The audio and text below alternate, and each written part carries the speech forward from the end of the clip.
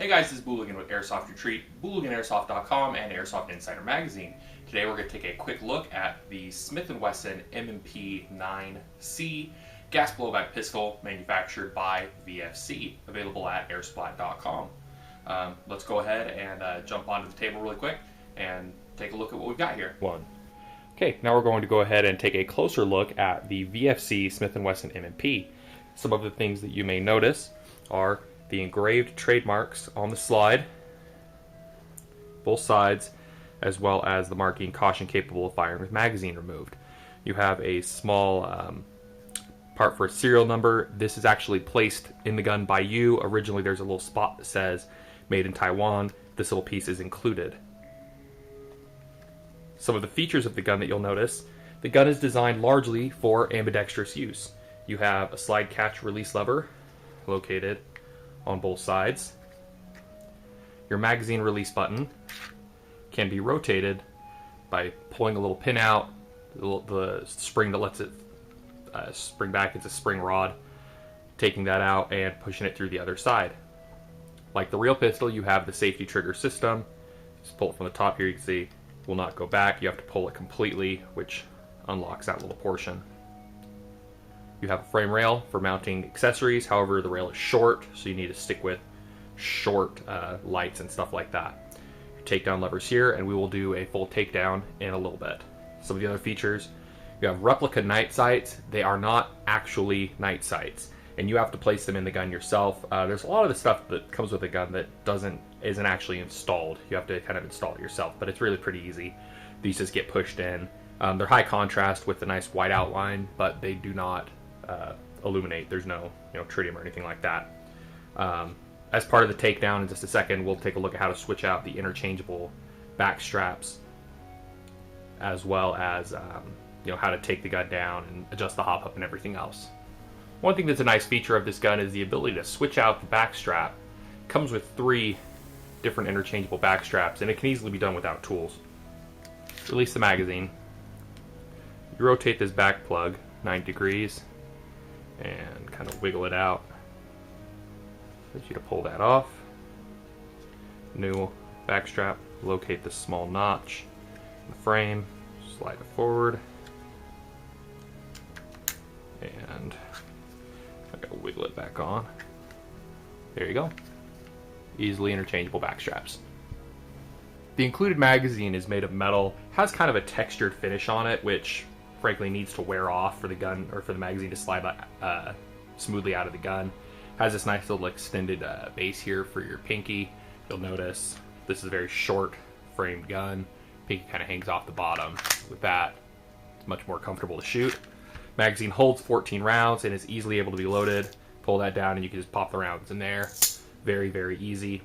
Pretty well made magazine, no leaks or anything like that. Fills from the bottom and has more legally licensed Smith & Wesson trademarks located throughout. Okay, now I'm going to show you how to disassemble the gun. First thing you need to do is remove your magazine and ensure that the gun is clear. Make sure there's no BB in the chamber or anything like that. Then what you need to do is pull the slide back until this little curved portion here lines up with the takedown lever. You can then rotate the takedown lever, which lets that go forward. You may need to pull the trigger, or you can just pull it forward off the gun. Sometimes it needs a trigger pulled. And that's how you take it down to the frame and the slide. Inside the slide, further takedown is very simple. Move the guide rod, and you can remove the inner and outer barrel assemblies. Your inner barrel assembly features a small rotary adjustable hop-up located there, and I'm not sure if you'll be able to tell, but it has a H-type nub for pretty good performance. Blowback chamber's made of plastic. Everything's kind of pretty well lubricated. All plastic internals on the blowback assembly, but really nothing that I've seen as a failure point. One interesting point about this gun is that it is capable of firing in semi and full auto modes, kind of like a little Easter egg. There's no little selector on the outside or anything like that. How it's accomplished is using this little portion here inside the slide. This little catch right here, when pushed all the way to the, if you're looking at the gun, to the right side, will allow it to fire in semi-auto. But by sliding it over to the left, towards the center, clicking it like that, the gun will now fire in full auto mode. It's something that's a little tricky to do, obviously, because you have to rack the slide back slightly to pull it over, but overall it's not too bad. And it's kind of a nice little feature. You could probably go years and years with owning this thing and never even realize that this little feature's there. So telling you about it now, and we'll look at how it fires in full auto in just a little bit. Inside the frame, you can see the system that allows for the ambidextrous slide lock. It's just a bar that goes around. Sometimes the right-sided slide lock doesn't want to release the slide when putting a full mag. So for lefty users, I would not rely on this. Just rack the slide back once you put a fresh mag in. Otherwise, you have essentially full metal internals. It's just a standard hammer or striker reset assembly. There's no ball bearing, thing like that on the like was on the WE M&P, but otherwise it's pretty stout internals. I don't really see any major failure points in there. Everything seems to be pretty well made. One thing to note, this gun is not cross-compatible with the WE M&P, or the Toucan, as it's called, Big Bird or Little Bird. The magazines don't fit with each other. They use an entirely different gas system.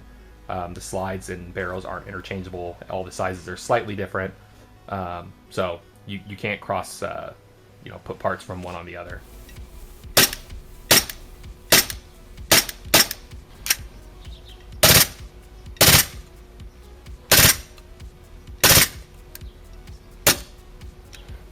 Alright, as you saw, the gun does shoot semi-auto and full auto mode. Full auto mode, it shoots about 13-14 rounds per second.